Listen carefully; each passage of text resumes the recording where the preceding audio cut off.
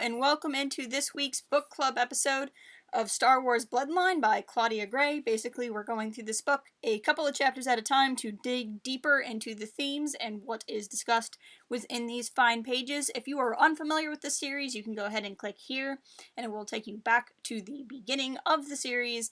But with that, let's dive in. Today we're talking about chapters 12 and 13.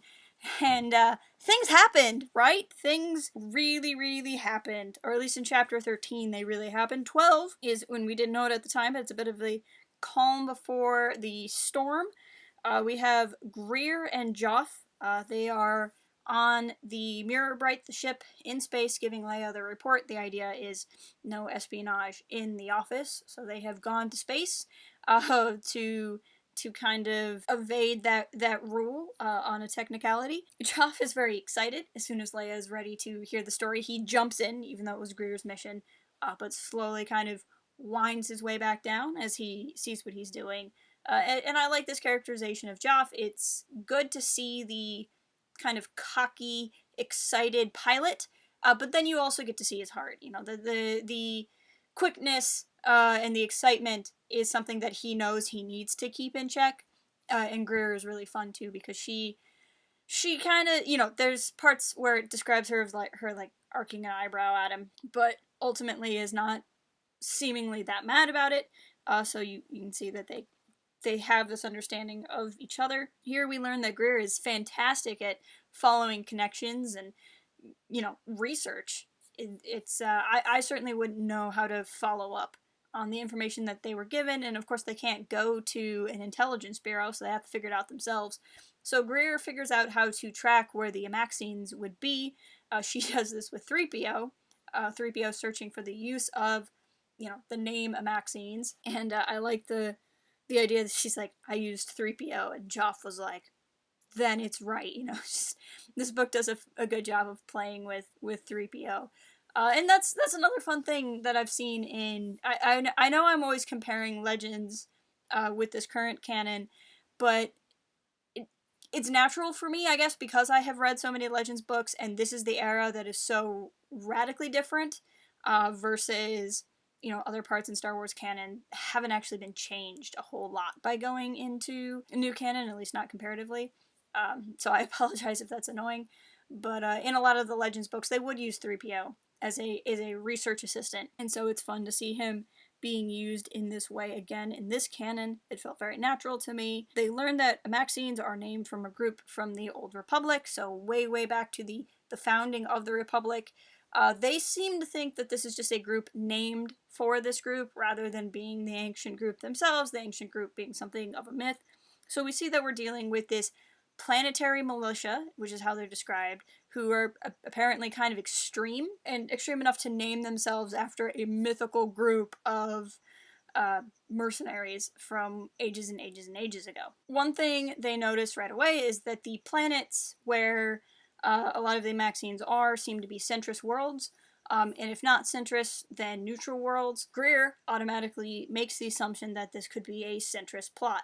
Leia is less sure that it is a centrist plot. She thinks that could actually be more of a red herring, and really just that she doesn't know, and she doesn't want to jump to that conclusion if she doesn't know yet, which is very responsible on her part. Of course, it still could be a centrist plot. We don't actually know, but Leia is not wanting to make that leap. Instead, she wants to talk to the only centrist she can trust, which is Ransom Castrofo. So now we get his perspective, and they meet at this kind of like Hanging Gardens building that sounds a lot like the Hanging Gardens from like Earth History. So that was it sounded like a really beautiful place to hang out, you know. And it gets them out of the Senate building. It's a neutral grounds. Castrofo makes a note of how Leia just can't understand, you know, she gets so irrational around all of his trinkets, and they begin talking, and he is instantly relieved to find out that when Leia has all of this information, that she doesn't jump to it being a centrist plot, that she's coming to him because she doesn't think it's a centrist plot, but she needs centrist help. She can't go to other centrists without getting suspicion, but Castrofo can. So it becomes this moment of trust between the two of them.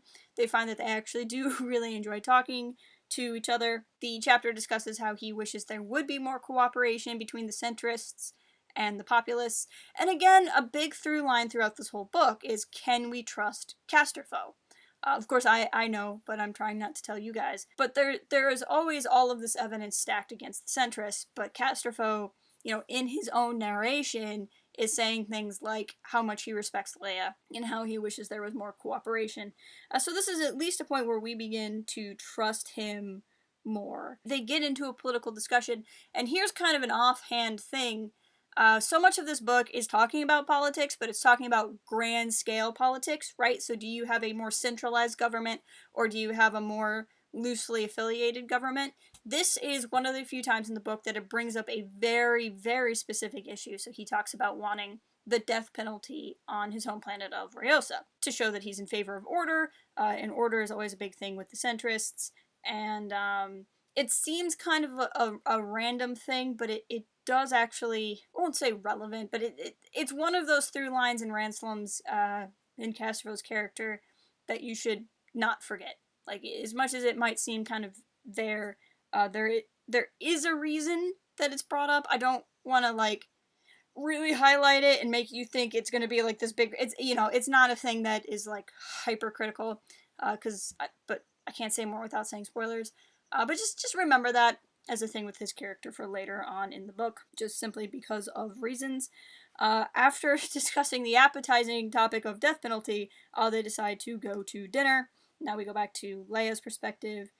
She talks about how she enjoys his company, and this is a part of the book that I felt very relieved of when I read it for the first time.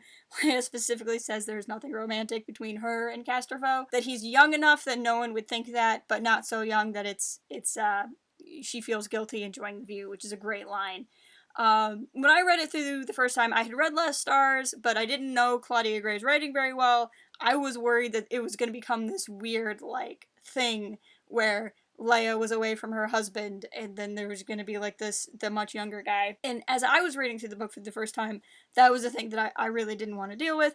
Age aside, which everyone has a different opinion on, I liked Han and Leia being together, and I didn't like to think that something like this would be an element in why they are apart in The Force Awakens. Just seeing it spelled out for Leia's part in this part of the book was the first time I could kind of take a gigantic deep breath and know that was not going to be a subplot I had to deal with. When it comes to Leia, it was not something I necessarily wanted. Here is the point where we get to Casterfoe's story, and I have been really looking forward to get to this point because it was difficult for me to talk about his character without referencing this, but I didn't want to spoil things for you guys.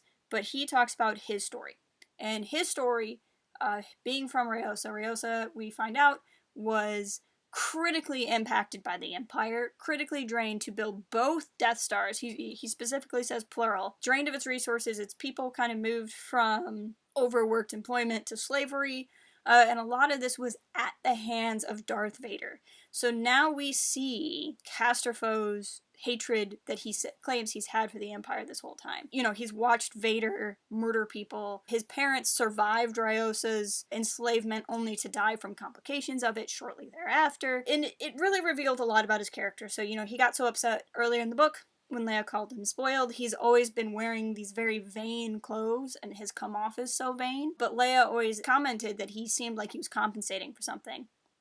Here we find out he was raised poor. He was basically in a concentration camp watching his family die, and then he got to go to this more affluent family with a bunch of other orphans. So for him, I would imagine that putting on all of the fancy clothes and being a certain way is him trying to kind of put his past in his past, showing that he's more than just this kid. Especially because so many of the centrist worlds are so affluent, he would want to not come off as this poor kid. It probably is more of a thing to give him standing within his own party. And it puts a lot of that in perspective, and why he might even just value nice clothes, because there's something he never had. It also shows that he really does understand how bad the Empire is. And it can still lead one to wonder why he would want to have something that's so authoritarian when he lived under that. The irony is he hates Vader so much, but the answer to that could actually be found in Anakin Skywalker. I did a video on Anakin a ways back that kind of talked about this. A lot of people like to comment on Attack the Clones, the scene, the picnic scene, and they're like, you know, that should have been a red flag for Padme. You're sitting there having a picnic with a guy and he just starts talking about nationalism and the idea of hyper-authoritarian governments. To me, in that scene, and this is what I talk about in my Anakin video, is most people's read on that scene, I think, completely forgets that Anakin was a slave, and a slave that came into democracy. So Anakin was freed by a Jedi Knight against what the Jedi Code would have led Qui-Gon to do. Qui-Gon did it because he was following the Force. And so Anakin came out of this life of slavery to the Republic, which was supposed to be this bastion of democracy and freedom, and this government of freedom did absolutely nothing to free his mother or any of the other people he would have known on Tatooine. Master and Apprentice, another novel by Claudia Gray, which is so fantastic, kind of gets into this a bit, and not to go completely off topic, but talks about how the reason why the Republic didn't do it is it was outside of their jurisdiction. That's why the Jedi didn't get involved. If they did get involved, you know, at what point are they playing judge, jury, and executioner instead of being the guardians of peace and justice? And I don't really want to, it's not the point of this video to get into whether or not that's right or wrong, because it's a largely complicated issue. But to me, the reason why Anakin could go from being a slave to being okay with the Empire is because he saw order get things done under evil, aka when he was a slave, but then he could see how order could be something he could use if he was the one in charge. But what he did see was that democracy completely and utterly failed him. And I think that's his journey, and I think that it can be a similar one for Casterfo. That he's the guy who saw order get things done under somebody evil, and imagining what order could do if it was done under somebody good. If order could achieve all of this with a bad man at the helm, what could order do if somebody benevolent was ruling it? He eventually has the line with Leia of, you know, you see, or we're both afraid of Darth Vader coming back. I think Darth Vader comes out of chaos, and you think Darth Vader comes out of order. And it's a great line that really sums them up. And I think about, I have friends of mine who are very different from me on the political spectrum. And we've had some really amazing conversations because ultimately we see the same problems, right? We see the same issues, at least in our own country, but we think that there's different methods by which in order to fix them, right? The truly terrible things come when you have somebody who's, you know, of whatever persuasion, and they don't see a problem, or they're choosing to be willfully ignorant of a problem, and that's where you can see corruption. That's where you can see the issues that came up in our own world and in a fictional world. But when you have two people who genuinely can see issues in the world and then have different ideas on how to fix them, those people coming together is how you can really achieve something. That's as close as to a political rant as you're ever going to get from me on this channel. That was something really interesting about that conversation to me. And of course there's the added layer of he hates Darth Vader. Leia shares her story of being tortured by Darth Vader, being forced to watch Alderaan be destroyed at the hands of Darth Vader, but keeps back the big secret of Darth Vader being her father. And she even talks about her understanding that Luke saw Vader redeemed, and Luke believes in this redemption with his whole heart, and she believes her brother, but it's also something she could never share because she was never there. So there were a lot of really intense feelings going on in this chapter. With that, we hit chapter 13.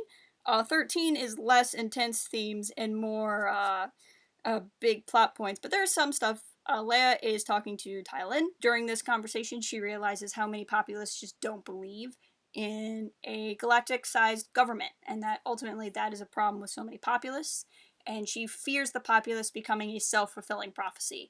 Because they don't believe government can work, they don't try to make government work, therefore government fails. I mean, it is what it is. It is a genuine concern with that kind of political ideology, regardless of whether or not it is your preferred one or not. Her friend asks her why she never became a Jedi Knight. And Leia kind of gives her the line about, you know, just being busy. But she, you know, she's thinking to herself about, I think she, at some level, has always hidden in her duty because it's easier, but also probably fears what being Vader's daughter means. She talks here about how she's afraid of, well, concerned about the conversation with Ben. So this is a huge point. In this book, as of this point in time, 6 years before The Force Awakens, she has not told her son who his grandfather is.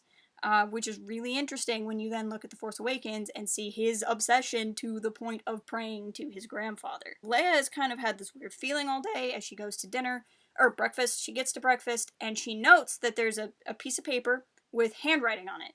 And she says how odd it is that there's handwriting, because no one in the galaxy really handwrites anymore. And the note just says one word, run. She bolts out of there, and the Senate building has a bomb. There's a massive terrorist attack that takes out a good portion of the Senate complex. Leia would have died had she not had that note. We're going to talk more about that note later. Some of you might have things to say about that note, because there are some people who believe some very interesting things about that note. I want to talk about those things, but we're going to talk about them later again, because I don't want to spoil certain parts of this book. So if you are excited to talk about that, I will, but not yet. Real quick, some things that happen. Greer gets scanned by a droid and notes that she's fine other than a pre-existing medical condition. Note that. Greer and Corey are looking around for Leia. We see Castrovel is helping people get out of the rubble. They find Leia. There are so many suspects who could have conceivably bombed this building. But now Leia fears the Senate will descend into even more chaos, because what'll happen is it'll become a whose fault is it? Is it blame, everybody blaming each other kind of thing. But yeah, so this book has started with Leia going on a mission to find a gangster, to a political election, to now a massive terror attack. So this book is going all over the place, and it is not even done yet. There are many twists and turns ahead, but that's what I have to say about this book so far today. Please leave a comment letting me know what you think about the story so far. If you're not already, please follow us on all of the socials. For next week, continue reading 2 chapters at a time, so it'll be 14 and 15 next week. And yeah, I'll talk to you guys then.